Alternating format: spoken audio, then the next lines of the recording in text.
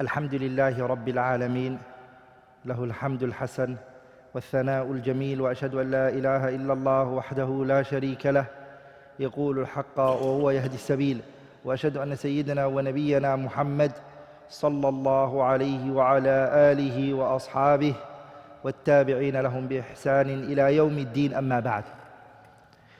Inshallah ta'ala, we're going to be doing Fiqh al-Usrah, the fiqh related to family. Today, bi'idhnillah al-Kareem, is going to be the first lesson in the first class. The way that I plan to go over this topic, and the way that I hope, inshallah ta'ala, to explain it, to cover it, is in the following way. We're going to speak about two topics, inshallah ta'ala. The first topic is al-nikah, marriage. And the second one is al-nafaqat, which is the expenditure and the provision and providing for your spouse, your wife, your children. If you're married to more than one wife, how do you provide for each one, and all of that, inshallah ta'ala. So the two topics that I'm going to go through, what's the first one? Al-nikah. And the second one is al-nafaqat. And inshallah ta'ala, it won't be technical. It'll be easy for you to understand, to digest, because it is something practical. It is something you can go home and apply in your life, especially if you're married.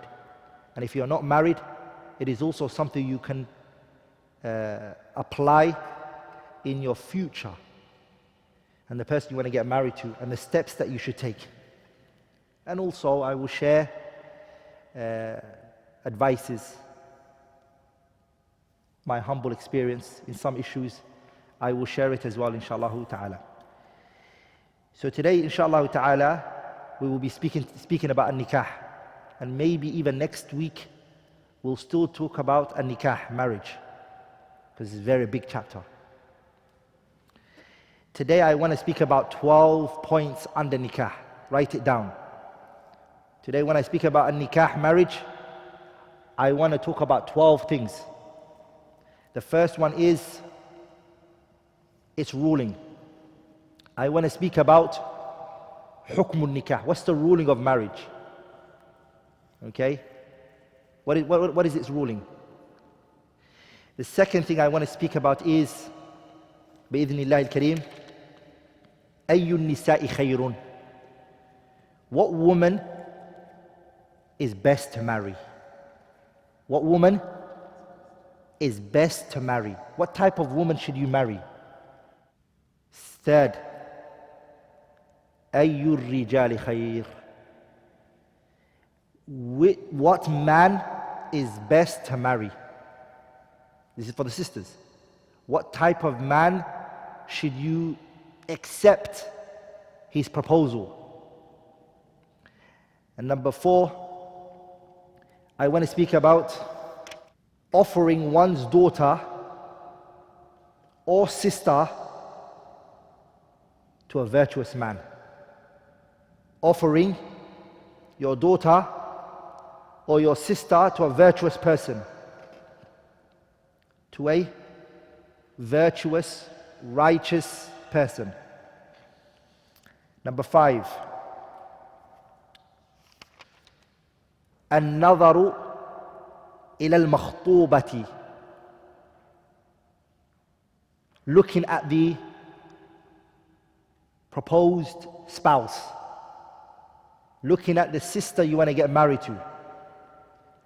We're going to speak about that as well, inshallah ta'ala. Number 6, al-khitbah.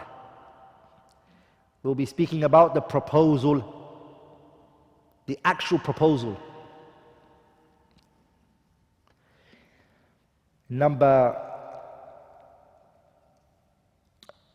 7, we'll talk about aqdun nikah, the marriage contract. The marriage contract. Number 8, وجوب استئذان المرأة قبل الزواج. The obligation of getting the woman's approval before marriage. The obligation of getting the woman's approval before marriage. Number 9,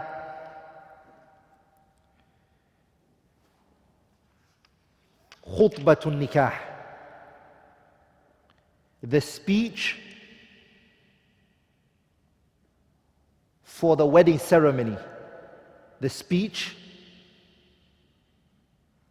for the wedding ceremony. Number 10, استحباب التهنئة بالنكاح. It is recommended to offer congratulations for a marriage.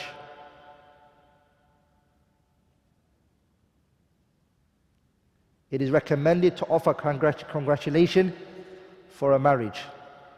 Number 11, as-sadaq, the dowry. As-sadaq, the dowry. And number 12, متى يستحب البناء. When is it preferred to begin cohabiting with one's wife? When is it preferred to begin cohabiting with one's wife? Those are the 12 that I hope to cover today, inshaAllah ta'ala. Let's start with the first one, which is حكمه, the ruling of marriage. Marriage, as the scholars say, it goes through the 5 أحكام التكليفية. It goes through the 5 types of rulings in the Sharia. The 5 أحكام التكليفية, meaning it can be wajib, it can also be mustahab, highly recommended, it could be makruh, disliked, it could be mubah, and it can also even be haram. Marriage goes through all of those 5. It can be each and every one of those based on the situation that the individual is in. But the scholars, they say, generally speaking, generally speaking, marriage is highly recommended. Generally. The default position, the general, that it's a what? It's a highly recommended, highly encouraged. The reason is because Allah says in the Quran, وَلَقَدْ أَرْسَلْنَا رُسُلًا مِّن قَبْلِكَ وَجَعَلْنَا لَهُمْ أَزْوَاجًا وَذُرِّيَّةً.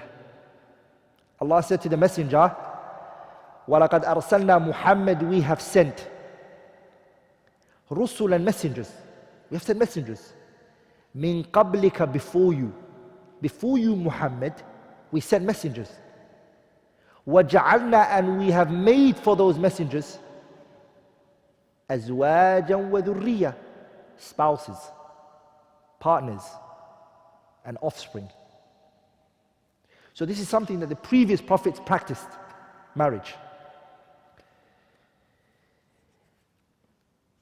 If the person doesn't have, the scholars they say, he doesn't have a legal reason, a shar'i reason, he doesn't have it, it is disliked for him to leave it. For him to say, I don't want to get married, but you don't have a reason, a justifiable reason, it is disliked.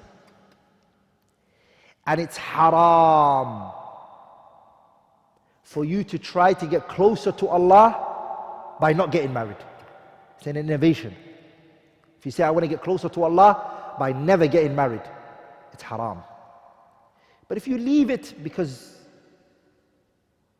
you don't want to get married, then it's disliked. It's disliked. 3 men came to the Prophet ﷺ's house. 3 men. And they asked the Prophet ﷺ's wife or wives about the Prophet's ibadah. They said, how's the Prophet's worship? How is his ibadah like? And they were informed. They were informed about the Prophet's ibadah. كأنهم تقالوها. As soon as they were told, they belittled the Prophet's efforts, sallallahu alaihi wasallam. Meaning they thought to themselves that they could do better. So they belittled what the Prophet sallallahu alaihi wasallam did. And they said to each other, وَأَيْنَ نَحْنُ مِنْ رَسُولِ اللَّهِ. Where are we in regards to the messenger?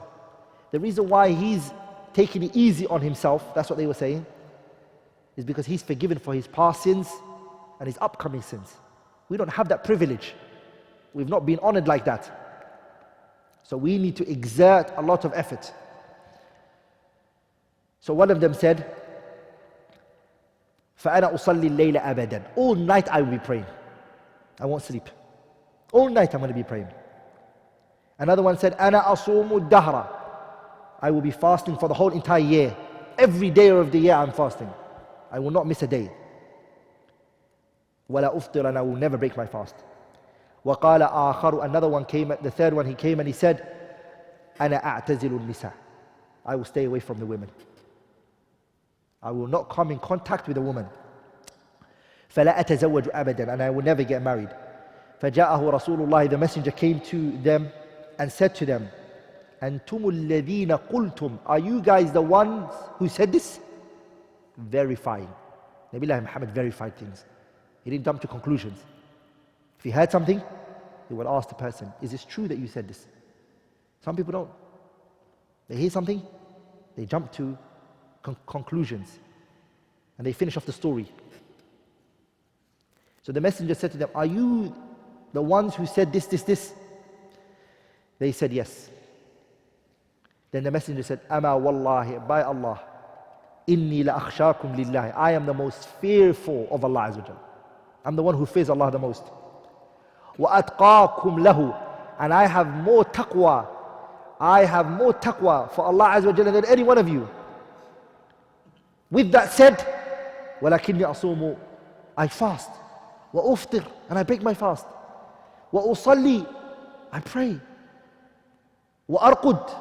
I lie down and I sleep. وَأَتَزَوَّجُ النِّسَاءَ. I marry women. Then the messenger said a golden statement. He sallallahu alayhi wa sallam, he said, فَمَنْ رَغِبَ عَنْ سُنَّتِي. Anyone who desires other than my sunnah is not from me. Anyone who desires and likes to do other than my sunnah is not from me. So this hadith teaches us that marriage is from whose sunnah?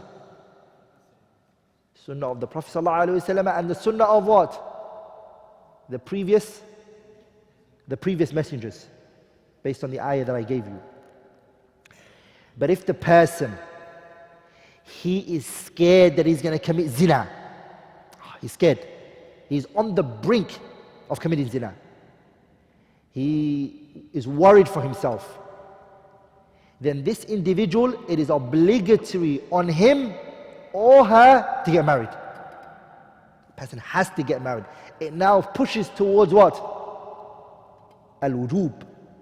It's obligatory on you. And that is what Al-Imam Al-Shawkani said. He said, لأن الزنا حرام وكذلك ما يؤدي إليه. Zina, is it haram? Is zina haram? It is. And anything that might lead to zina is also it's haram, right? So you not getting married is going to lead you to zina, so it's haram as well. It's going to lead you to zina, so it's haram. وما هو مقدمة له فمن خشي على نفسه الوقوع في هذا وجب عليه رفعه عن نفسه. Anyone who is scared that he might fall into zina, it is obligatory, it is binding on him to push it off himself, to do whatever means that you can take to get married, then do so. فإن كان لا يندفع إلا بالنكاح وجب عليه ذلك. What about the person who hasn't got the ability? The ability is not there. He can't. But he wants to. He doesn't have the ability to get married. He wants to get married. What should he do? The Sharia has only given one solution, brothers and sisters. One. Nothing more, nothing less. If a person can't get married and he has the desires, then what should he do? He should fast. Based on the hadith of Abdullah ibn Mas'ud radiyallahu ta'ala anhu, where he said that the Prophet said, Ya ma'ashar al-shababi, youths, man istata'a minkum al-ba'ata falyatazawwaj. Whichever of you has the ability to get married, he has the ability to what? He has the ability to get married, let him get married. Marry. Why? فَإِنَّهُ أَغَضُّ لِلْبَصَرِ. Because marriage will allow you to lower your gaze. وَأَحْصَنُ لِلْفَرْجِ. And it will protect your private part for you. وَمَنْ لَمْ يَسْتَطِعْ. The one who doesn't have the ability, فَعَلَيْهِ بِالصَّوْمِ. He should fast. Now, the scholars, they've discussed this hadith a lot. What does it mean he doesn't have the ability? He has the physical ability. He's got desires. Physically he's able. But he doesn't have the financial ability. He doesn't have that. He's the one who's told to go to what? To fast. Why? فَإِنَّهُ لَهُ وِجَاء. What does wija mean? Fasting castrates you. Castration means what? Castration means when they take the testicle out of the camel, and the camel doesn't have no desires, and it works. Anything will be put on it, people will move, it doesn't have that period of time where generally the camel becomes transgressive. He becomes serious, disobedient because of the desires and the hormone of the camel. So what they do is they take that testicle out and he doesn't have the desires. If you fast, fasting will do that to you. It will get rid of that desires. We've covered the first point. What have we covered? We've covered the first point. What was the first point that we covered? The ruling of marriage. We're now going to move on to the second one, which is Ayyun nisa'i khayrun. What woman is best to marry? What woman is best to marry? Anyone who wants to marry a woman, فَلْيَتَحَرَّ مِنَ النِّسَاءِ. Handpick the woman that you want to marry. Choose her wisely. Think about it. Ponder over it. Look at it. Many people, they get married. Based on what? Based on qualities that they saw in this person? No. They get married to this person based on desires. My father, he used to say, when you're young, your brain is in your waist. Is in your what? Meaning you're full of desires. So that's what you think with. You don't have a brain to think with. So all you think is with desires. As long as she's a woman, I will marry her. And then the brain moves to the head as you grow older. You have to look at this woman that you're going to marry. On what grounds? She's going to be the mother of your children. Do you see this woman being the mother of your children? Do you see her raising your children? Can you trust your children with her? Because what people forget and slips their mind is the woman that you choose is a right that your children have on you. The woman that you choose is a right that your children have on you. What woman did you make them their mother? What woman did you choose to make that their mother? A righteous woman? A disobedient woman? This is something you have to take into consideration. ولذلك a lot of people 2-3 years into the marriage, they regret the person that they got married to. Why? Why did I get married to this person? Because now the desires is gone. You're thinking straight. At the beginning, think straight. Who do you want to be with? Look at the qualities that was prescribed by the Messenger ﷺ. There are many qualities, but we don't have much time to go through all of them. But these are some of them, or the most important. The first one is أن تكون ذات الدين. أن تكون ذات دين. She should be a woman of religion. A woman of deen. She should be religious, steadfast, upright. The Messenger sallallahu alaihi wasallam said in the hadith Abu Hurairah radiyallahu ta'ala anhu. It's found in Sahih al-Bukhari and Muslim and Abu Dawood and Ibn Majah and Nasa'i that the Messenger said, تُنْكَحُ الْمَرْأَةُ لِأَرْبَعٍ. A woman is generally married for 4. When people marry a woman, Muslim, non-Muslim, it doesn't matter. They marry the woman for one of these 4 reasons. The first one is لِمَالِهَا, her money. He looks at her, he says, Wallahi, she's rich. This woman, she's got money. She's got a big purse. She's got money. So he marries her for the wealth that she has. The number 2, وَلِحَسَبِهَا, her lineage. She's the daughter of the royal family. Or she's from a prestigious household. وَلِجَبَالِهَا, her beauty. He sees her and he's amazed with the way she looks. وَلِدِينِهَا, her religion. Those are the 4 reasons. Look what the Prophet then said. فَاذْفَرْ بِذَاتِ الدِّينِ تَرِبَتْ يَدَاكَ. The Messenger said, go for the woman of religion, the religious one. May your hands be filled with dust. May your hands be filled with dust. If you marry this woman with religion, you will prosper. But if you don't, you wouldn't. ولذلك, brothers, when you get married and you have a religious wife, a pious wife, wallahi, generally you find at the times of conflict, at a time of hardship in your relationship, she will fall back to the Quran and the Sunnah. Iman fluctuates, la shak, but there's something she wouldn't let go of. Are you with me? Deen is there. When you're away, brothers, and you come back home, your children are learning the Quran and memorizing this and studying this, and your household, she will make sure it's a religious household because she is righteous.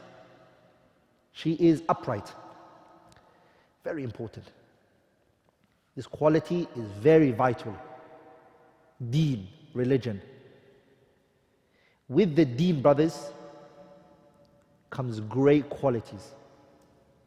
And many people are having fights, many conflicts between spouses. When you look at it, one of the 2 is not practicing the deen. You tell her, ittaqillah, who are you talking to? She doesn't understand that language. It doesn't press a nerve. Taqillah doesn't mean anything to her. Are we all together? What type of wife are you married to if your discussion is pray the salah? No, I'm not going to pray. What type of children are you going to raise in that kind of household? Something to be worried about, right? You're going to have a problem here. The second quality that the scholars mention is أن تكون ولودا, that she's a woman who bears children. She's childbearing.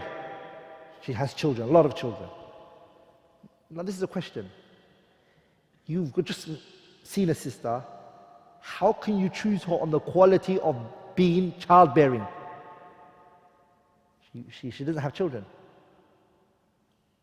How can you choose her on this quality? Huh? You look at her immediate family members. Her mother's got 12 kids. Her sister, her older sister's got 15, 20 kids. She's from a household, they have children. Marry her. It's good quality. ولذلك the messenger said to us, تزوجوا الودود الولودة. Marry the woman who is childbearing. And she's also loving. She loves her husband. She always wants to beautify herself for him. She's always trying to make herself look special for him. Loving. And also she is what? She's also walud, childbearing. Why? فَإِنِّي مُكَاثِرٌ بِكُمُ الْأُمَمَ يَوْمَ الْقِيَامَةِ. Because the Prophet ﷺ said, the day of judgment, I'm going to boast in front of all of the nations. Look at my ummah. Don't, brothers and sisters, strip this from the Messenger sallallahu alaihi wasallam. He is saying to you, I want to boast the day of judgment in front of all nations. I want to say, look how big and large my nation is. So don't take that away from our Messenger sallallahu alaihi wasallam, this quality that he wants. The third quality that the scholars mention is أن تكون بكرا, that she's a virgin. Why virgin? They say the reason, this is the following reason. Hadith Jabir ibn Abdullah. Jabir, the great noble companion.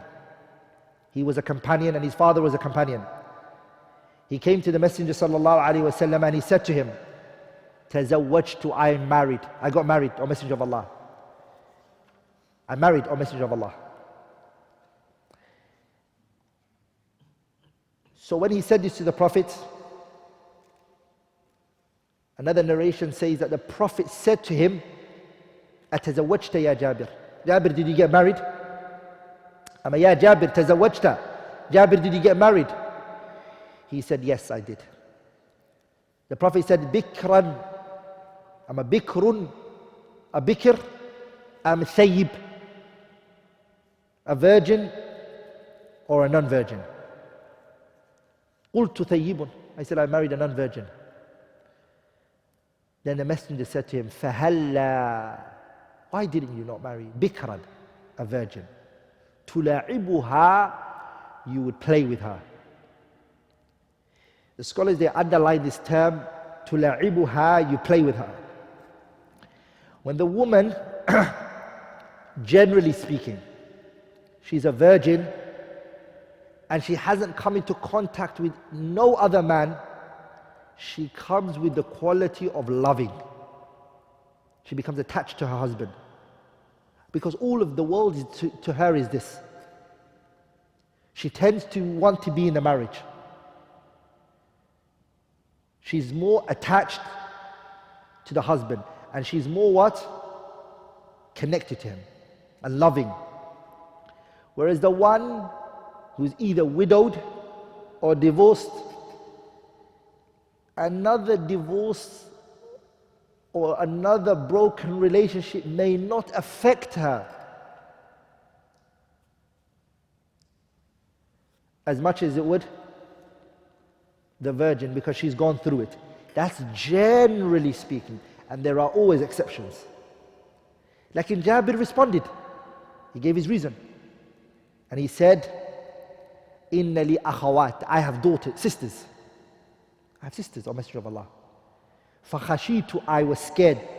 أَن تَدْخُلَ بَيْنِي وَبَيْنَهُنَّ, I was scared that if I married a young wife, a virgin, that she would fall with my sisters and be part of them. I wanted a woman who would be over them, supervising their situation. Because remember, his father died, and his father left all of his sisters with him, Jabir. So I married an older woman so she can take care of my sisters for me. That's why I did it. Then the messenger said, فَذَاكَ إِذًا, then the issue is as you said. Meaning this is better now. What you did was better. The scholars, they take from that it's generally better to marry a virgin because that is what he proposed at the beginning. But then because there was a maslahah, there was an external benefit, an external reason in the situation of Jabir, then for him it was better to marry a what? A non-virgin. Are we all together, brothers? So yes, there are times that marrying a non-virgin is actually better than actually marrying a virgin. But generally speaking, it's better to marry a virgin. Now we move on to the third point, inshallah ta'ala. No, third point. Third chapter. أَيُّ الرِّجَالِ خَيْرٌ, which man is best to marry? This is for the sisters now. What type of man can you make the father of your children? Which man can you trust yourself and your children with? Can you see yourself being with this man for the rest of your life? Can you see this man becoming the father of your children? All of that, take it into consideration. Don't think, and this is common, you want to get married because you want to leave your parents' house and you're sick and tired of always being told what to do and what not to do, and you just want to run away and you throw yourself into the hands of a man. Don't do that. Think. Observe. Scrutinize. What type of person do you want to make your husband? The woman, the benefits that she has is that she's not alone in making that decision. She's aided. She's supported. And the woman, subhanallah, in our religion, she's protected. She's taken care of. She's not abandoned. She runs around. Islam has really taken it serious when it comes to the affairs of women, that the woman should be taken care of. She should be helped. She should be aided. She should be supported. Before she gets married, it is her father's job, it is her father's role to take care of her. Once she gets married and her father passes her over to her husband, it then becomes the husband's responsibility to take care of this woman. And once she has her son, she gets her husband and her son to take care of her. She's always been taken care of. So that moment of choosing this husband, this spouse, this partner, the sister should consult her guardian, her father, her brothers. They can see right through this brother. See right through him. And a lot of the times you find the sisters who aren't taken care of, looked after, generally speaking, you find they're either one of two. They don't have a father, they don't probably have a brother, and so this man is taking advantage of her. He has nobody to account him.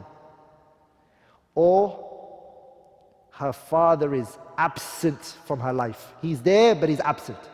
He doesn't care. And so she then endures a lot of abuse. So it's important that you take and you play a role in your daughter's life. You choose her husband with her. It's a joint effort with her contribution and your contribution to come to the best person for her. The Messenger sallallahu alayhi wa sallam, look what he said. إِذَا جَاءَكُمْ, if there comes to you, O father, if there comes to you, مَنْ تَرْضَوْنَ دِينَهُ, the person you are pleased with his religion, a man whose religion you're pleased with, وَخُلُقَهُ, and his manners and his etiquettes, his akhlaq and his deen, you can't say anything about it.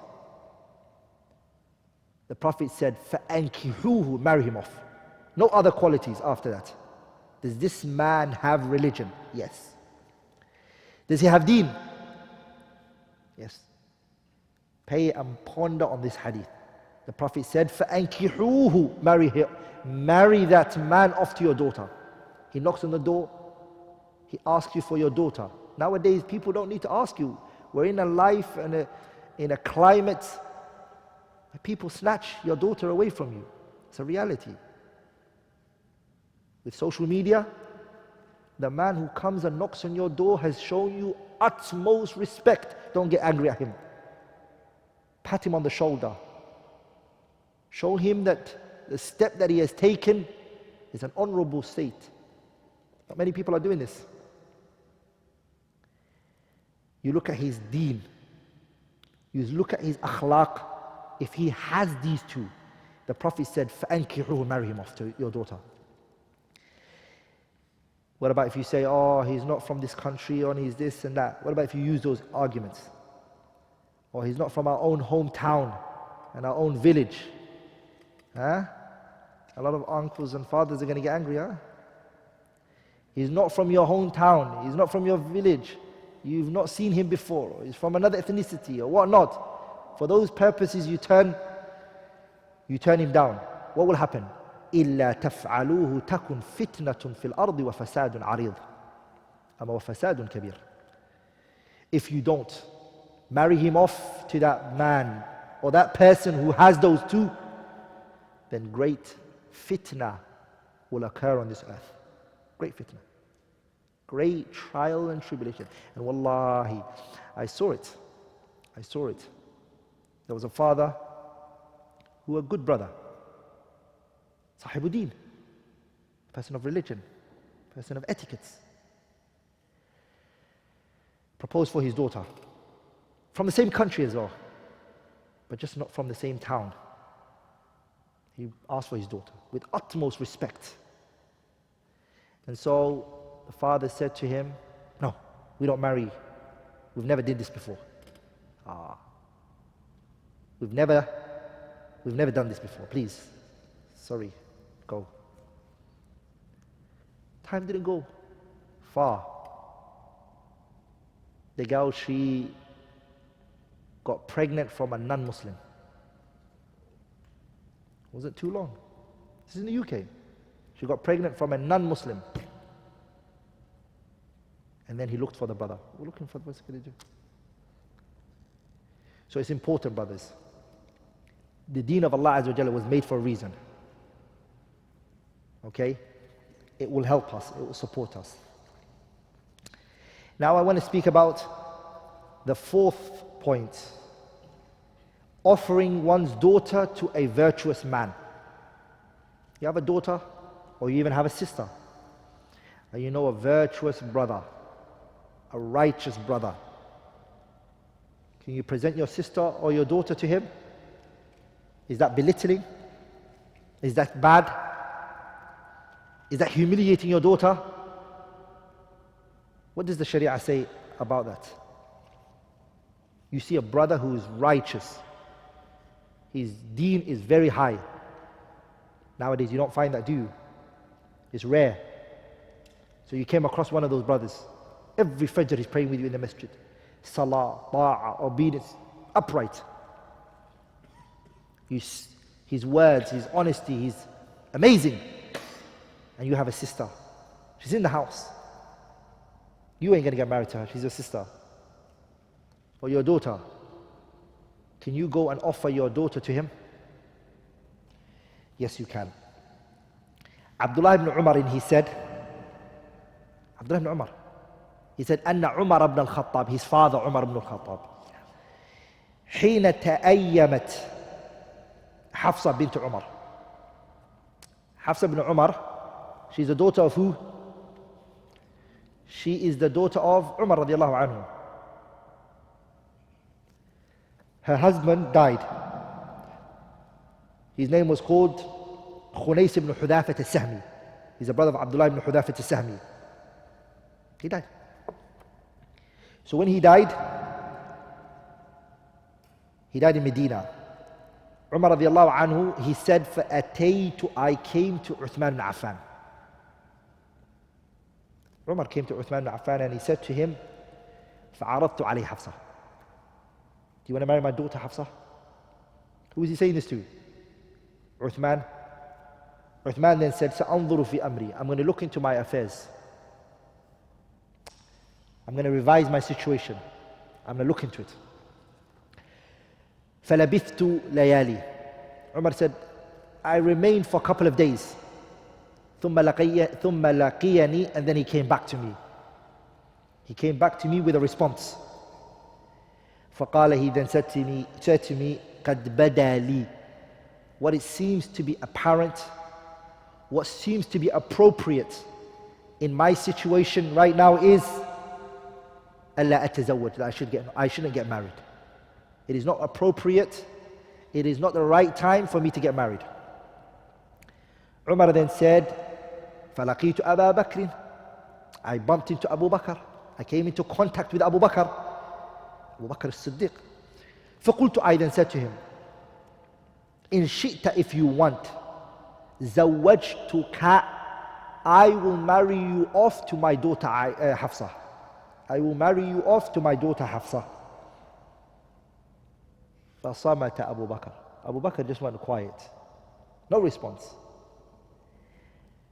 And he never came back with any response. فَلَمْ يَرْجِعْ إِلَيَّ شَيْئًا. He never said anything in response. He didn't say yes or no. Uthman, what did he do? Uthman came back and said, I don't see it appropriate for me to get married at this particular moment.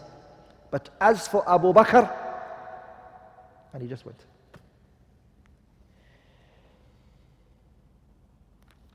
This pierced into the heart of Umar. He started to have something towards Abu Bakr. And this is very important, brothers. This is a man's daughter. He presented, this takes a lot of courage. He saw good in you and he presented his daughter to you. You need to take it very serious. If you're going to accept it. And if not, say no. So Umar radiallahu ta'ala anhu, like Abu Bakr didn't respond back. And Abu Bakr didn't respond back because he knew something. There was a reason why he didn't. He knew something. That's what made him silent. وَكُنْتُ أَجِدُ عَلَيْهِ مِنِّي عَلَى عُثْمَانِ. And Umar said, I had something in my heart towards him. Not Uthman, but I had something towards Abu Bakr. For what he did to me. He didn't get back to me. I presented my daughter to him. I offered my daughter to him. And he never got back to me. فَلَبِثْتُ لَيَالِي. I stayed for a couple of nights. ثُمَّ خَطَبَهَا رَسُولُ اللَّهِ. The messenger married her. Sallallahu alayhi wa sallam. فَأَنْكَحْتُ إِيَّاهُ. I married him off to the Prophet. I married her off to the Prophet sallallahu alayhi wa sallam. فَلَقِيَنِي أَبُو بَكْرٍ. Abu Bakr came to me now. فَقَالَ لِي, he then said to me, لَعَلَّكَ وَجَدْتَ عَلَيَّ حِينَ عَرَضْتَ عَلَيَّ حَفْصَةَ فَلَمْ أَرْجِعْ إِلَيْكَ شَيْئًا. I know you took something in your heart to me. I mean, you took into your heart a grudge towards me after you presented your daughter Hafsa to me and I never got back to you, sah? And then Umar said, Naam, of course I did. Abu Bakr even said, فَإِنَّهُ لَمْ يَمْنَعُنِي. The reason that I didn't give you an answer was because and I didn't get back to you was because أني كنت علمت, I knew, I had knowledge. أن رسول الله قد ذكرها, the messenger mentioned her. The Prophet was interested in marrying Hafsa. صلوات الله وسلام عليه. فلم أكن, and I was not one لأفشي سر رسول الله, and I was not one to spread the Prophet's news. Another benefit that I want to take from here, which is, brothers, sometimes a person may not say to you, don't tell this secret. They may not say that to you. Or they may not even tell you that it's a secret. But they mention it to you, even then don't tell anyone. Especially if he says, come, I want to tell you something. He didn't tell you it's a secret, but he said, come, let me tell you something. And he takes you into a corner and he whispers it to you. And then later you say, but you didn't tell me it was a secret. I took you to the corner, I whispered. What else did he think it was? So the believer doesn't spread what he's been entrusted with. وَلَوْ تَرَكَهَا رَسُولُ اللَّهِ. And again, another benefit. Abu Bakr didn't say also what? He didn't say yes, because if he would, the Messenger ﷺ wants to get married to her. And he didn't say no, because he did want to get married to her. Are we all together? If the Prophet didn't get married, he would want to get married to her. Are we all together, brothers? And that's another benefit that we take from there. That some people, sometimes you offer them food. And out of humbleness and humility, they'll say to you, Akhi, I don't want it. Ya Akhi, your stomach is growling. Your stomach is making so much noise, you're hungry. Of course you're hungry. So you combine between lying and hunger. Are we all together, brothers? Don't say, I don't want it. Because you do want it. Or you do need it. So he said to him, I didn't accept it. Point number 5. النظر إلى المخطوبة. Looking at the proposed spouse. The woman that you want to get married to, looking at her. And what is it that you can look at? What is permissible for you to look at? I ain't going to go into all of that. What can you see and what can't you see? If a man proposes to a woman, it is legislated, it is permissible for him. النظر إليها, to look at her قبل, before he even proposes to her. Are we all together, brothers? Before he even proposes to her, he can look at her. لحديث محمد بن مسلمة, especially based on the hadith of Muhammad ibn Maslama. He said, خَطَبْتُ امْرَأَةً, I proposed to a woman. فَجَعَلْتُ أَتَخَبَّأْ لَهَا, I was hiding from her. حَتَّى نَظَرْتُ إِلَيْهَا فِي نَخْلٍ لَهَا, I hid on a tree, just to look at her while she was in the house, just to see. She doesn't know. Are we all together, brothers? And the scholars, they mention this type of looking is the best, because she's unaware, she's normal like herself. Are we all together, brothers? But if you tell her, I want to see you, it goes against two things. Number one, most likely she will not show you her real self. Are you with me, brothers? And number two, you're telling her to get rid of her shyness. Her father raised her to cover herself up from the opposite gender. And he nurtured her in that way. And now you want to see her take her niqab off, for example? Are we all together? So, those two reasons, it's best to see her without her knowledge. I'll see what the wisdom behind that is. Muhammad ibn Maslama, when he did this, the people around him, they said to him, أَتَفْعَلُ هَذَا, are you going to do this? وَأَنْتَ صَاحِبُ رَسُولِ اللَّهِ, and you're the Prophet's companion? Are you going to look at a woman from the top of a tree And you are the student of the Prophet and the companion of the Messenger, alayhi salatu wasalam. And then he said, سمعت رسول الله, I heard the Prophet صلى الله عليه وسلم say, إذا ألقى الله في قلب امرئ. This is before even proposing to the sister. If Allah throws in your heart the desire to marry a particular sister, خطبة امرأة, to marry a woman, فلا بأس, there is no problem, أن ينظر إليها, to look at her. There's no problem. Here, if you look at the hadith, the messenger, he said, look at her. How long can you look at? How much can you look at? It's not mentioned. And there's became a big difference. Some scholars, they said the face and the hands and the feet only. A group of scholars, they said, nope.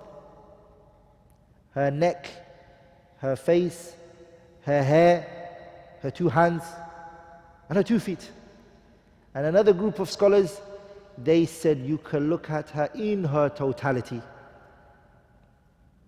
Ibn Hazm and others.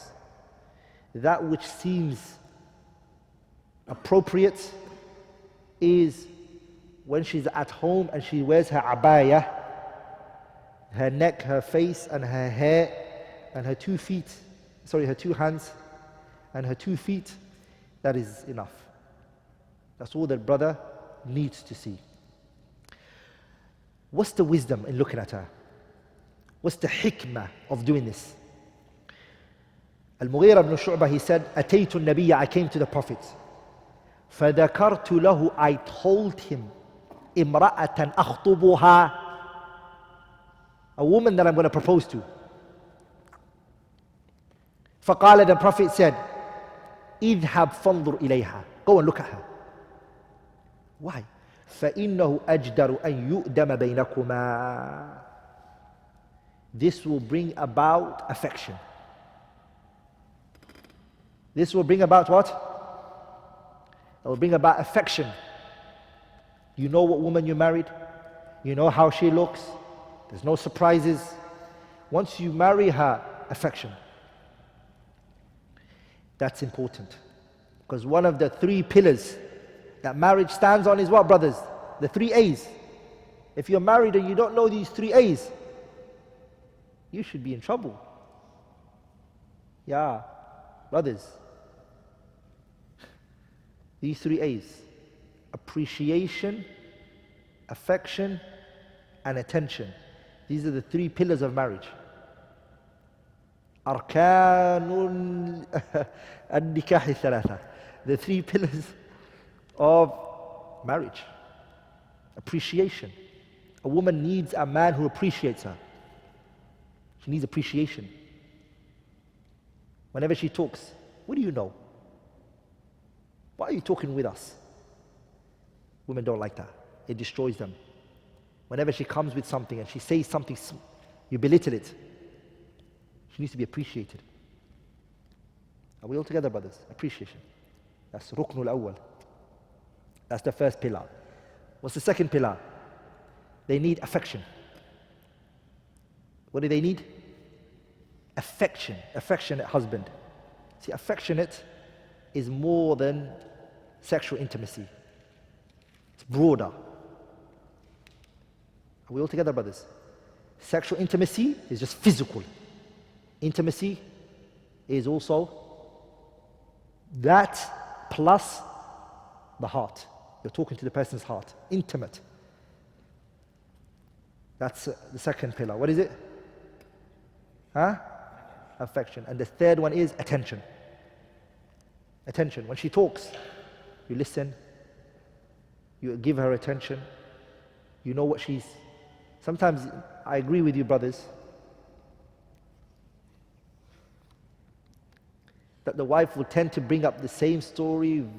It's like she hasn't told you before and she'll tell you again. And just make it look like it's the first time you heard it. Wow, really? Is that what happened? It's good for you to do that, brothers. It helps you. The food that you'll be given will be nice. Your house will be warm. You have a good marriage.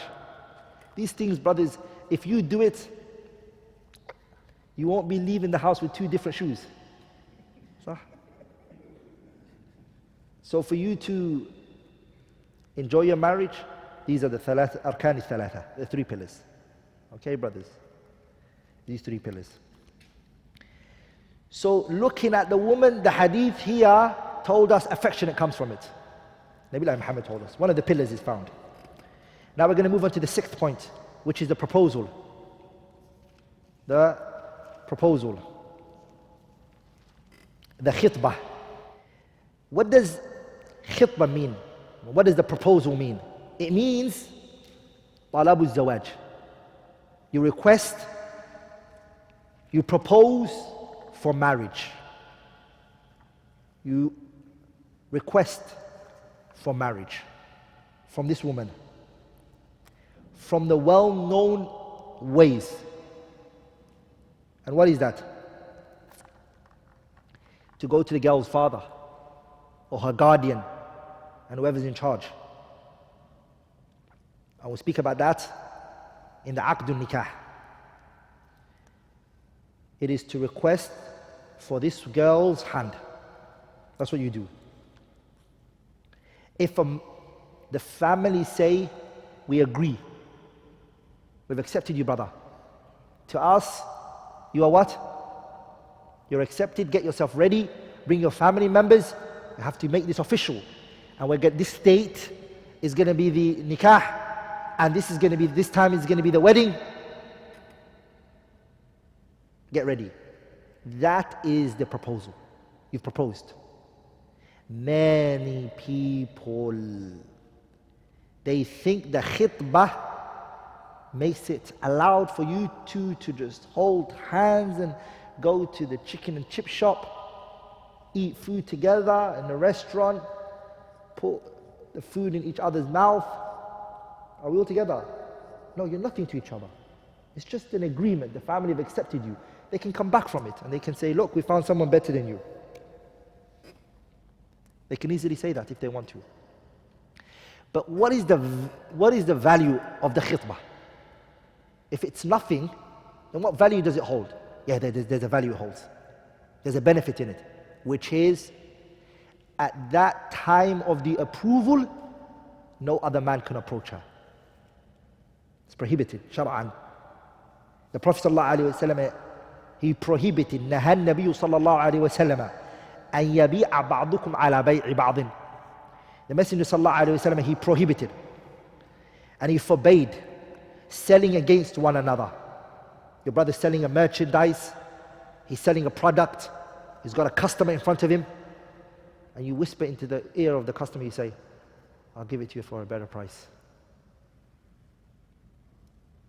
And you walk away. Haram. La yajuz. You're not allowed to sell against one another. You can't do that to each other. وَلَا يَخْطُبُ الرَّجُلُ عَلَى خِطْبَةِ أَخِيهِ. And it's also prohibited and it's forbade for a brother to propose to a sister that is already been proposed to by another brother. Another brother has approached her father, he's been approved, you're not allowed to come. You can't say, don't worry, how much is he going to give you for the dowry? La ilaha illallah. Double. I will give you what? I'll give you double. Where did he say you're going to live in? This country. I'm going to make you live in this country. And then you start putting yourself forward like that. La yajuz. It is haram. Also, what falls in this point that I need to mention is a sister, and this is common.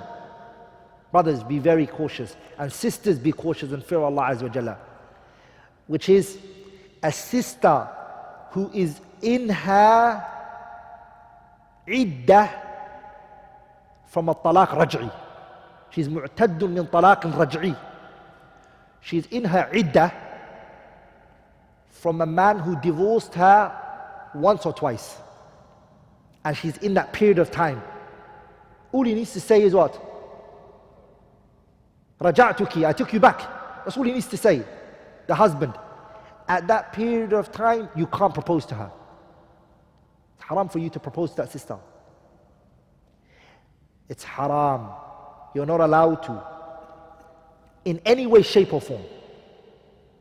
Again, it is the sister whose husband can still take her back, and the iddah hasn't finished. He's able to take her back. Okay? Because this man is still her husband. Be careful here. All he needs to just say is, Raja'atuki. We all together, brothers?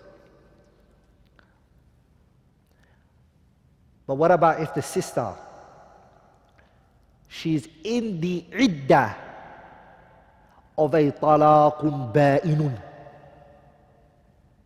This man is divorced her 3 times. Ba'inun al kubra. He said to her, you're divorced, and you're divorced, and you're divorced. He divorced her 3 times. He finished it. Nothing left for him. But she's in the iddah. The scholars, they say that he is not allowed to propose to her bit-tasrih. He can't come up to her and say to her, I'm the one, inshallah.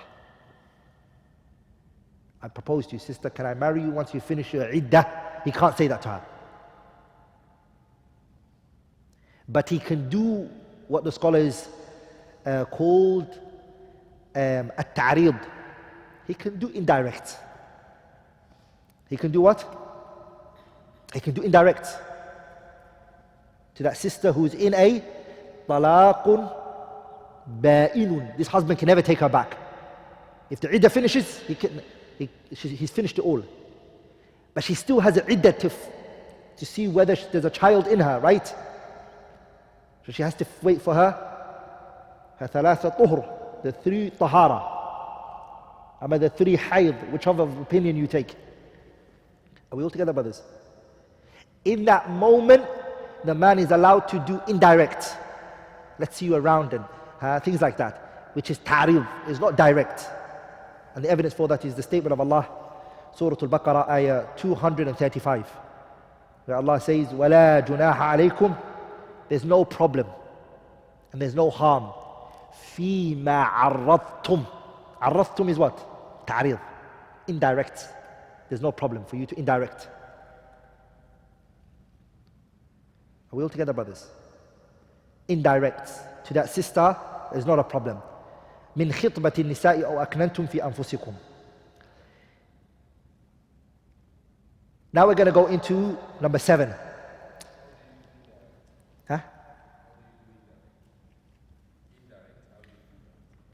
Let's see you around and you deserve to be treated better. وهكذا. Ta'rid is not direct. It's indirect. Now we're going to go into Aqdul Nikah. Aqdul Nikah. The marriage contract, which is number 7. There is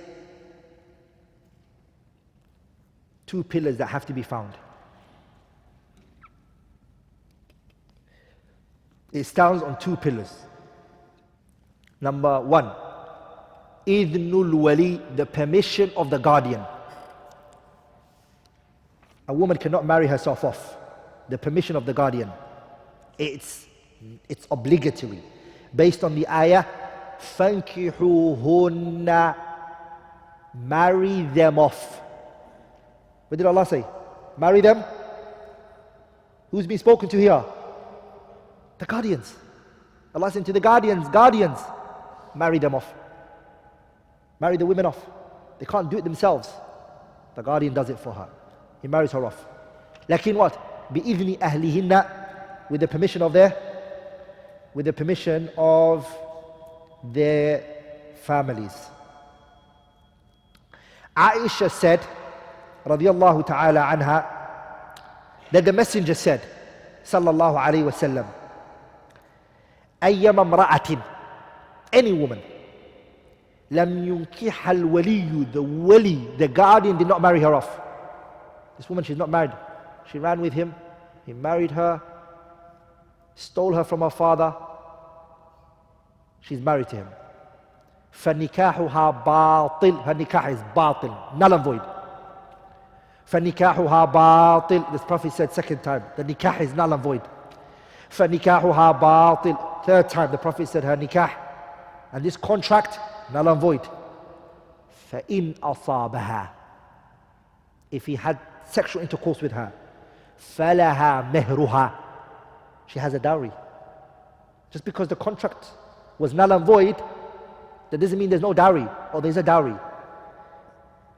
فَلَهَا مَهْرُهَا بِمَا أَصَابَ مِنْهَا فَإِنِ اسْتَأْجَرُوا. If a woman doesn't have a wali, she's without a wali, she's a new Muslim, she doesn't have a wali, فَالسُّلْطَانُ وَلِيُّ مَنْ لَا وَلِيَّ لَهُ. Then the guardian for that woman is the leader, the court. If they don't have all of that, then for instance, the imam, وَمَا إِلَى ذَلِكَ. Are we all together? He's the wali of that woman. He marries her off. No circumstances can a woman marry herself off, in any way, shape or form. Question here now, if a woman gets married without the permission of her guardian, like many people have done, and then a child comes from this, which many cases happen, is this child waladu zina? Is this child born from outside wedlock? No. بِإِجْمَاعِ الْعُلَمَاء. There's no difference of opinion. It's a consensus that this child is attributed to the father, and it's legit. It's a legitimate child. Pay attention to this. Because this nikah is called nikahu shubha. What is it called? Nikahu shubha. But if he is told the ruling, he's told, you're not in a nikah. By the way, there's no need for divorce. You just say, go your way, just go your way. Nothing was here in the first place. I remember there was a situation where two parties found out that their nikah was done in that way. They found out the ruling. And so the sheikh said, go separate ways. And if you want, nikah can be done for you now, bring the guardian. The woman said, we just go our separate ways. He said yes. The sheikh said yes. And if you do both want to get married, then bring your wali. She's like, no, alhamdulillah, I want to go home. I don't want to be with this man. Are you sure, sheikh? The point here is that there's no divorce needed. لأنه it is not a nikah. It's not a nikah. The Hanafi madhab, they say it's permissible, وَمَا إِلَى ذَلِكَ, and it's not an evidence for you. If there comes a dalil from the Quran or the Sunnah, brothers, however noble that imam is, however great he is, however respected he is, you cannot place his speech in direct opposition to the statement of Allah and His Messenger. Very serious. Allah and His Messenger takes precedence over every and anybody. إِذَا جَاءَ نَهْرُ اللَّهِ بَطَلَ نَهْرُ مِعْقَلٍ. The scholars, they mention this proverb, which is that Mi'qal was a man. He used to have a little Alhamdulillah. He used to have a little valley. Had a little valley. He would charge people for the water, give money, because he's the one who cut the valley. He's the one who made the little well. He'll take money for the machine and everything he put there. I'll say pay. Allah sent rain down, and it made a lake. Are the people going to go pay for Mi'qal's water? Huh? If the Quran and the Sunnah comes, there's no need for the statement of anybody after that. Are we all together, brothers? The second pillar which the contract of marriage stands on is hudur shuhud. There has to be the presence of witnesses. There has to be witnesses. There have to be witnesses. The Messenger sallallahu alayhi wa sallam, he said, La nikah, there is no nikah, illa biwaliyin, except with a guardian. Wa shahidai adlin, and two 2 trustworthy witnesses, 2 reputable witnesses. It can't be any, it can't be Qusayrun wa Uwayrun wa Thalithu laysa fi khayrun. It can't be any random brother. It has to be somebody reputable, someone honorable, someone who has integrity, reliable, upright, steadfast. Those are 2 pillars. We're now going to move on to the 8th point, which is وجوب استئذان المرأة قبل الزواج. The obligation of getting the woman's approval before marriage. Yay, serious here. The obligation of getting the woman's approval before marriage.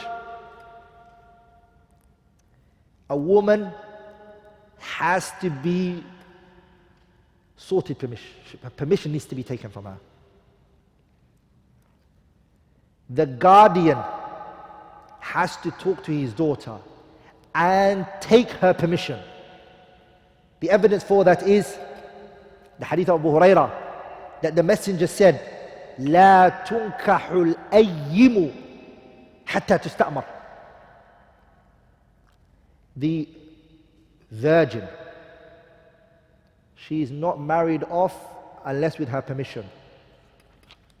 The ayyimu is the widow.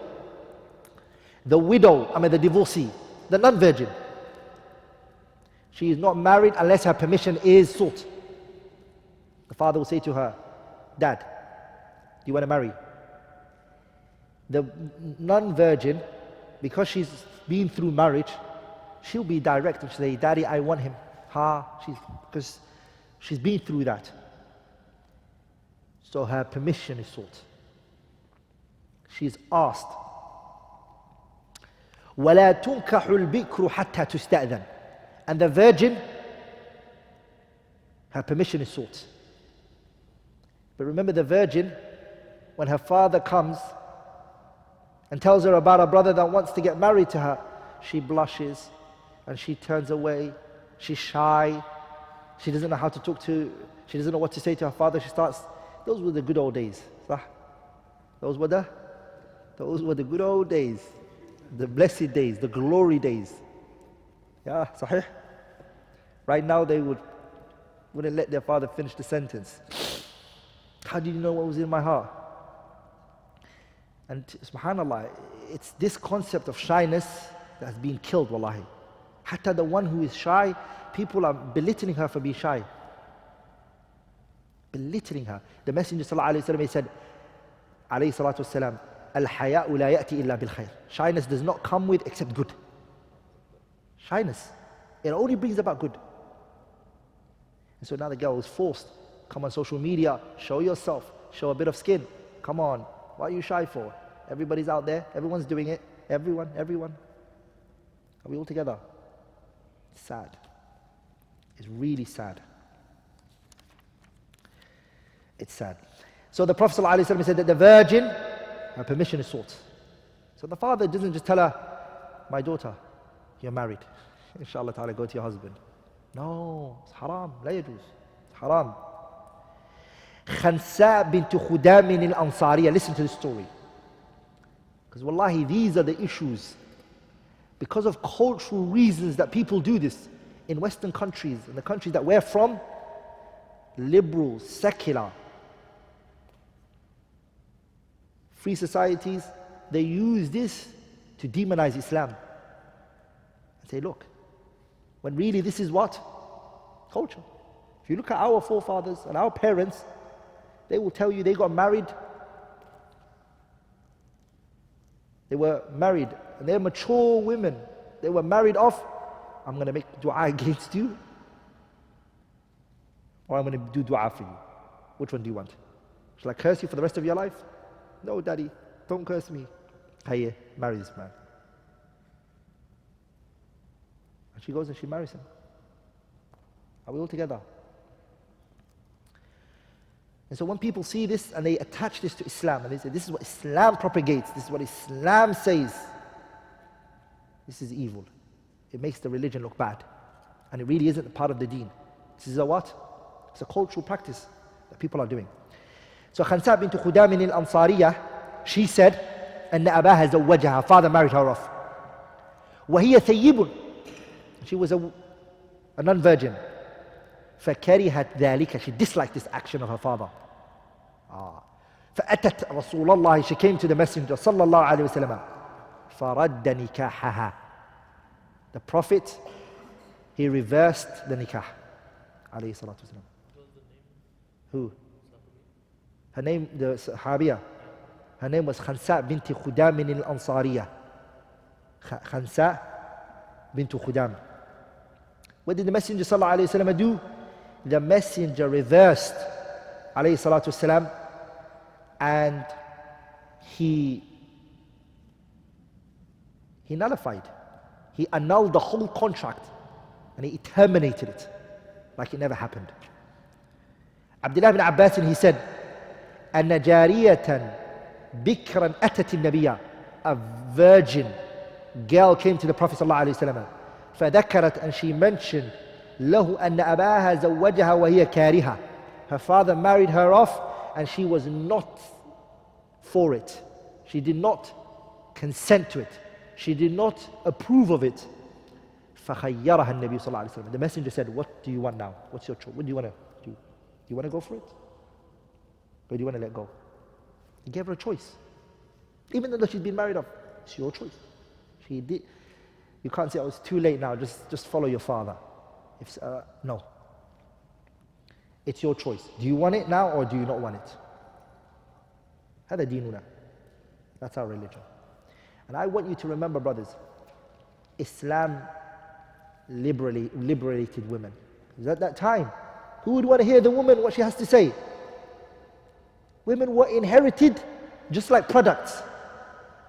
You know how money was divided and it was shared? Are we all together? If the father died, his women were part of the products that were inherited. The women had nothing. The boy would marry his father's wives. In the Arab culture at that time, before Islam, she was inherited. Whether she liked it or not, she doesn't have no say, nothing. This is the liberation that we're for. Are we all together, brothers? This is what we want.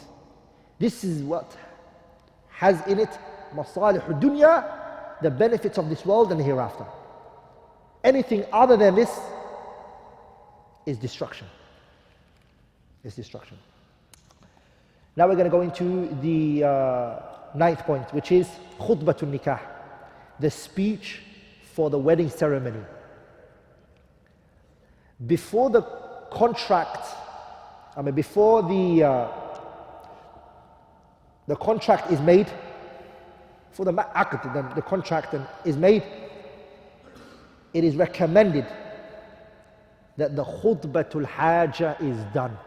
Inna alhamdulillah nahmaduhu wa nasta'inuhu wa nastaghfiruh wa na'udhu billahi min shururi anfusina wa min sayyiati a'malina man yahdihillahu fala mudilla lahu wa man yudlil fala hadiya lahu wa ashhadu an la ilaha illa Allah wahdahu la sharika lahu wa ashhadu anna Muhammadan abduhu wa rasuluh.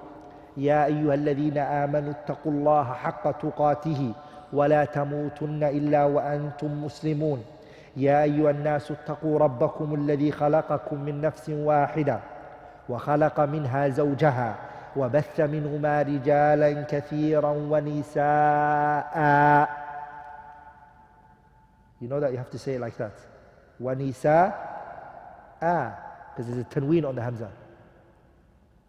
واتقوا الله الذي تساءلون به والأرحام إن الله كان عليكم رقيبا.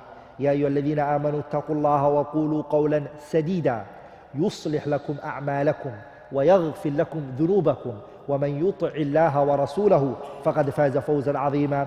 أما بعد فإن أصدق الحديث كتاب الله وخير الهدي هدي محمد صلى الله عليه وسلم وشر الأمور محدثاتها وكل محدثة بدعة وكل بدعة ضلالة وكل ضلالة في النار. That should be said.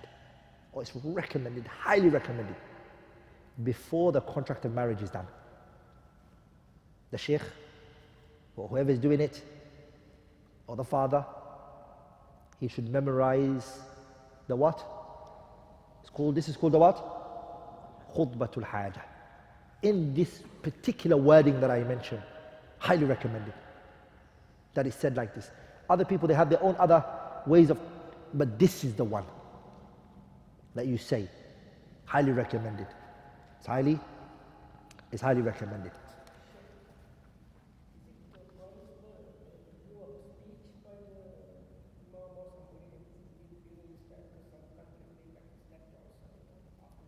To do a little lecture and a reminder. Had a problem? No problem. No problem. No problem.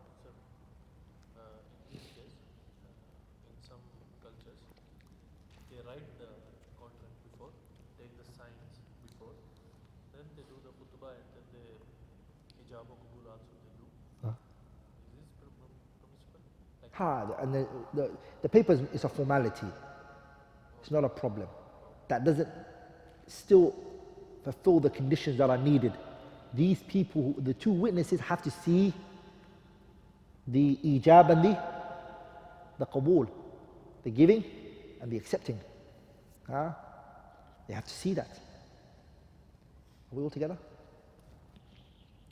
Good. Now we're going to go into the 10th point, which is istihbab al-tahni'ati bin nikah. That is recommended to congratulate the people who've just now got married, the newlyweds, especially the brother. Because you're brothers, you're going to be in the brother's side, and the sisters are going to be with the sister. So it's recommended to congratulate the person. And there's a prophetic way of congratulating. It's not like, hey, Allah Mabarak. No, there's a way to say it. And there's wordings that you say. You say, Barakallahu lakum. Barakallahu lakum. May Allah place barakah in it for you both. Allah's blessing for you both. Wa baraka alaykum. And may you be blessed. May blessing be placed on you. وَجَمَعَ بَيْنَكُمَا. And may Allah tabarak wa ta'ala join you both fi khairin, in good. The person says that. Sunnah. These are things you need to learn and memorize. You see, our religion from the early beginning, all of it starting, the brother chose the right sister. The sister, she chose the right brother. They all took it the right way. They didn't hide behind this. They went to the father, and the father married them off. So far, anyone who follows this, and the people are making dua for you, your household, what room does shaitan have? Are we all together, brothers? Where's he going to squeeze in? Nowhere. We're going to see more, inshallah ta'ala.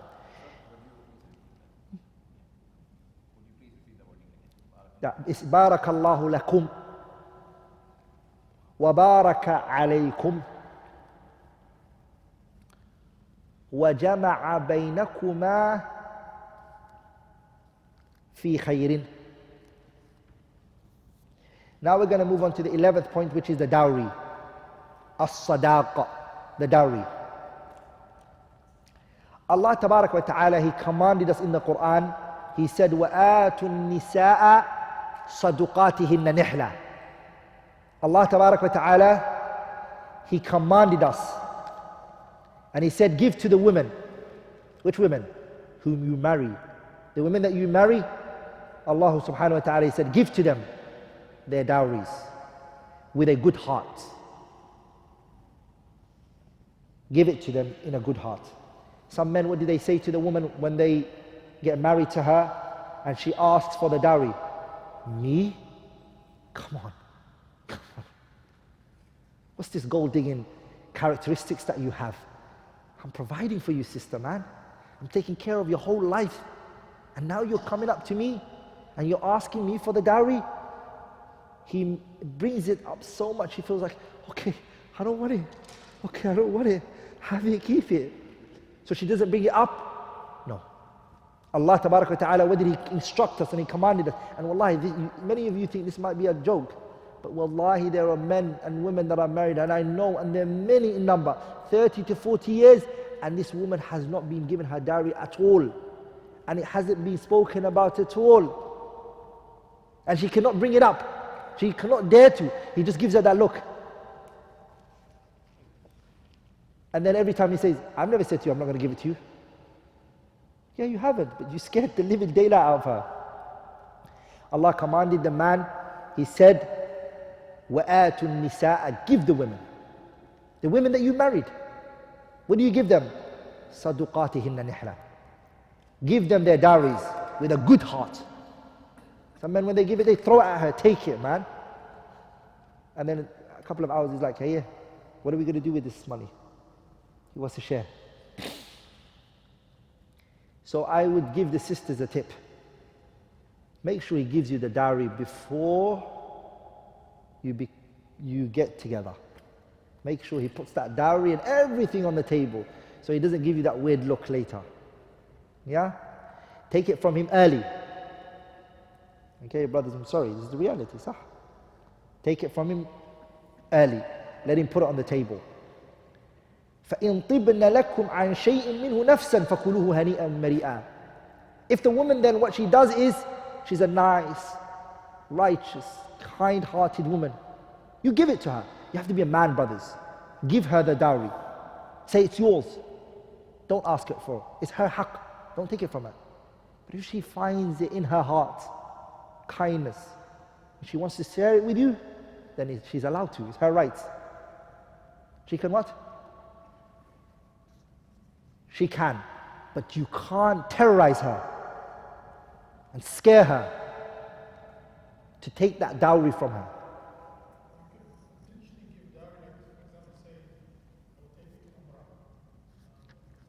Dowry it doesn't necessarily have to be monetary and money, or it doesn't have to be. It can be umrah, it can be.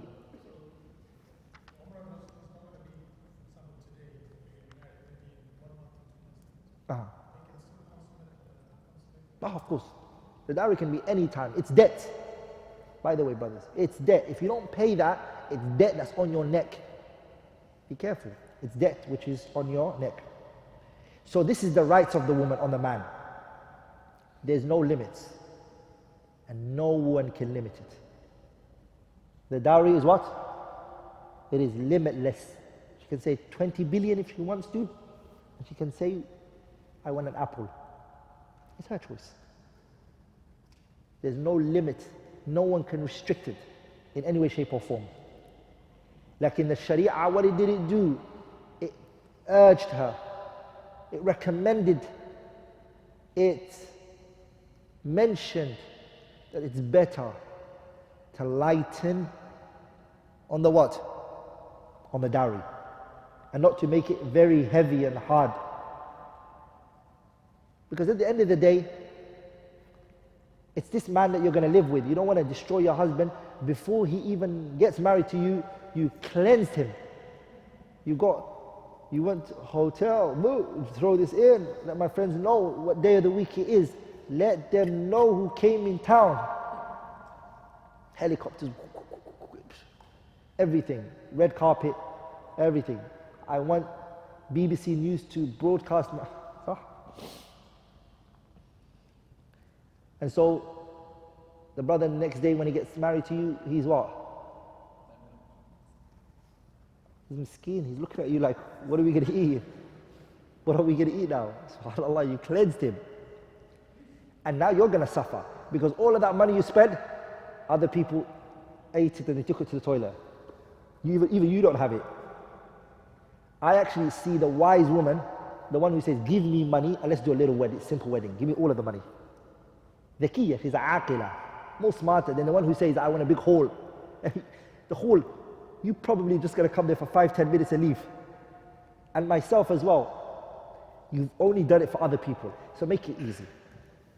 And don't destroy your husband. And don't destroy your husband before he even becomes your husband. So, you don't want him walking sideways. And having no money. If the man, at this point I want to mention with the dowry, is if the man, he put other things into the contract. He put other contract. For instance, he said, I'm never going to get married again. I'm only going to be with you. I promise you. He writes a contract. She says, sign the dotted lines. And he signs it. He's not allowed to break that contract. Haram. If a woman has a contract with her husband that he can't marry another wife, just me, by myself, you and me, we're only going to play hide and seek, no one else. He's not allowed to say, I want to bring someone else. He has to follow that contract. The Prophet ﷺ said in a hadith, أَحَقُّ مَا أَوْفَيْتُمْ مِنَ الشُّرُوطِ. The biggest things that you can fulfill your contract with, the conditions, the biggest contract that you can fulfill is مَا اسْتَحْلَلْتُمْ بِهِ الْفُرُوجِ. It is the ones that you got permitted the woman's honor. You had intimate relationship with this woman. She gave you the most valuablest thing of hers. You have to fulfill the promises that come with it. That which you agree to.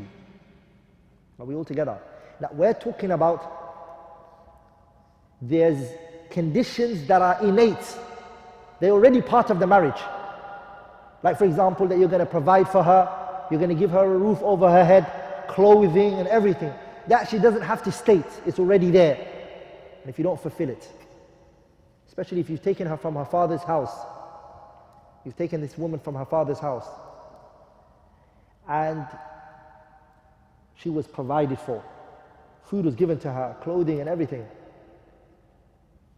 and you bring her to your house and you don't give her anything. أحق ما أوفيتم من الشروط أن توفوا به ما استحللتم به الفروج.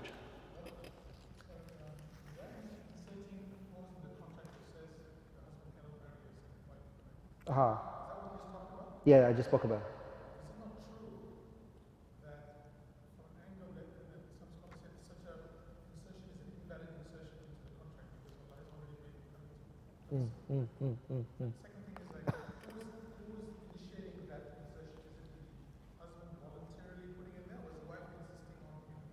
Okay, good question. Two questions the brother asked. The brother said, is it, I don't want to put words into your mouth, so correct me if I'm wrong in the way I state it. The first question is, can the woman basically disapprove and make a condition something Allah made lawful?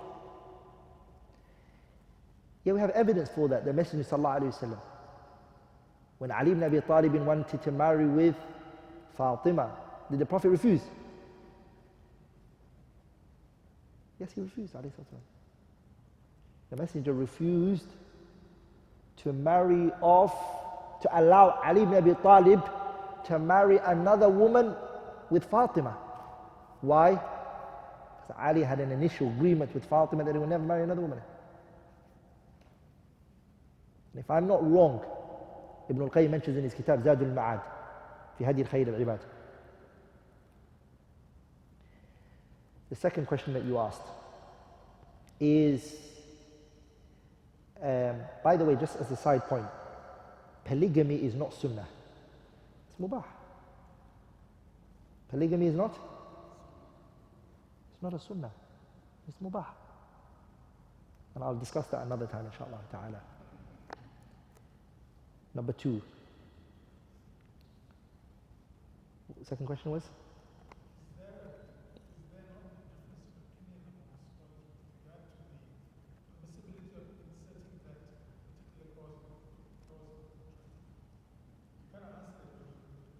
Yeah, definitely, there are, the brother asked, is there a difference of opinion from the scholars regarding whether the woman is allowed to assert that condition? There is difference of opinion. As I said, that the evidence alludes to that. So convince her in the beginning if you don't want to sign the dotted line. Say, look at this system and what are you saying? Discuss it with her. But if you sign that contract, al-mu'minuna ala shurutihim, the believers are of their condition. You cannot break that condition. You made a promise, And you need to fulfill that promise. Can they renegotiate the contract after? If she uplifts that condition from you, she uplifts that condition from you, then it's permissible. Now, of course it is. Last point is متى يستحب البناء.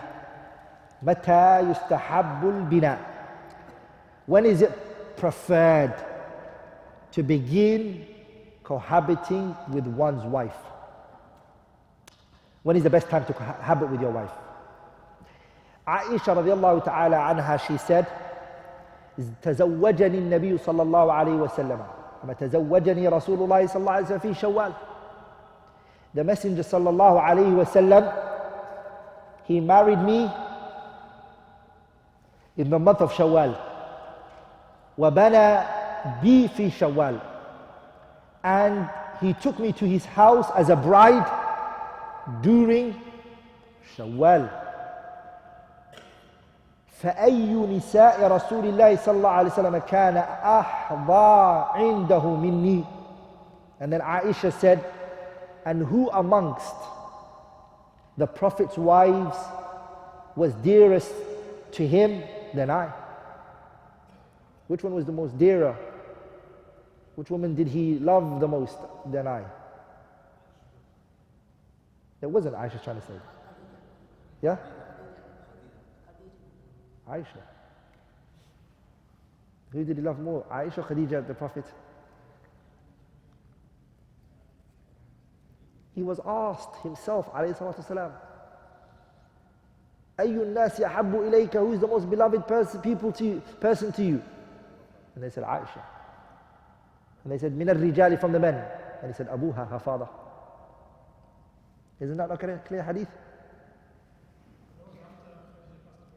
That's another khilaf. Some scholars, they say that. They say when Khadija was alive, it was Khadija. And when Khadija passed away, Aisha was the best. And he used to always remember Khadija.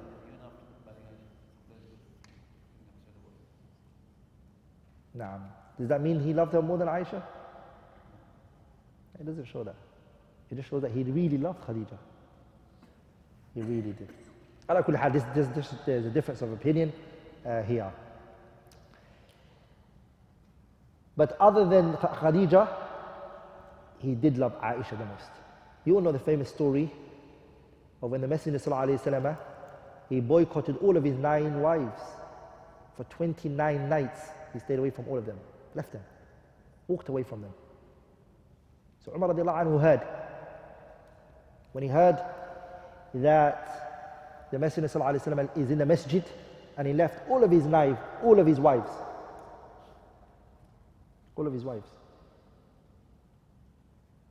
The first thing that he did was he went to Umar. He went to Salama. He said, Salama, what are you guys doing? What are you doing to the Prophet ﷺ? And he tried to tell her off. And she said, Umar, out of all of the things that you could do, you are now putting your nose into the relationship between me and the Messenger? Is that what you want to do? Get in our lives? And she got upset with him and she said, leave. Umar became angry. And then she added something else on it. She said, if you really want to talk to somebody, go to your own daughter, Hafsa. For verily she talks back to the Prophet. Are we all together, brothers? Not that I'm encouraging sisters to talk back to their husbands. I am not endorsing that and I'm not encouraging that. But our Prophet ﷺ sometimes went through that. Are we all together? And nor am I endorsing it. I'm not encouraging that. A sister should respect her husband and not speak back to him. Anyways, he came to Hafsa and look what he said to Hafsa. He said, Hafsa, don't let it fool you what Aisha does to the Prophet. For verily he loves her so much, he will overlook some of her actions, that which he will not overlook for you. Who said that? Who is he saying that to? His own daughter. So everyone knew he loved Aisha more, right? It was what? Common knowledge. It was what? Lakin, that should never show in your what? In your actions. Whichever of your wives that you love the most, it shouldn't show in your actions. You should be fair. It should be one-sided. Shouldn't be? You shouldn't be one-sided. وَكَانَتْ تَسْتَحِبُّ أَنْ يَدْخُلَ نِسَاؤُهَا فِي شَوَّالٍ. And the hadith says, and Aisha preferred that the women of her family would enter the house of their husbands as brides during the months of Shawwal. Aisha, she used to prefer that. That if you're marrying a man, that you enter onto him as a wife in the month of Shawwal. So that's the time when it's highly recommended. And Aisha, even though she said this, and it was a statement of hers, the scholars, they say, له حكم الرفع. It has a ruling of it being attributed to the Prophet sallallahu alaihi wasallam, because that's where she got the ruling from. She wouldn't sanction something she had no knowledge for. Are we all together? Next, inshallah ta'ala, week, we're going to be speaking about what is it that is recommended for the man to do on the first night. The do's and the don'ts. And I encourage any one of you who have family members to make them come, because this will help them a lot. Especially people ask a lot of questions of these sorts. Are we all together? And we'll be speaking about next week issues of divorce, things that cause divorce, why it happens, and what makes it happen. And a lot of people ask the question of, I was very angry, I was vicious, I couldn't hold myself, and then I spoke it. We'll speak about that inshallah ta'ala also next week inshallah ta'ala. Anything which I have said that was wrong or incorrect is from me and shaitan, and Allah and His Messenger are free from it. Subhanakallahumma bihamdik, ashhadu an la ilaha illallah, astaghfiruka wa atubu ilayk.